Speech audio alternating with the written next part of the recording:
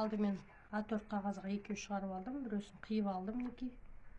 Одан кейін барып келесі әрбір жануарды жеке-жеке қиып аласыздар мінекей. Аю, мысық, балапан, қолтырауын. Қиып алған жануарларға скрепки орнатамыз, яғни қыстырғыш. Әрқайсысын өз жолына қоямыз мінекей.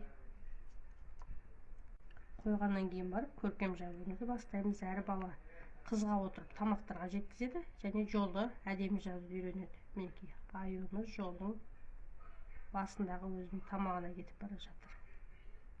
Дәл сол сияқты мысықта.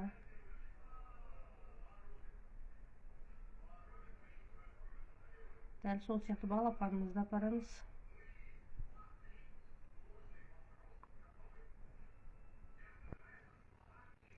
Дәл сондай қолтырауынымыз да бара жатыр өзінің тамағына. Мінекей осы арқылы балапандар көркем жазып жаттығады.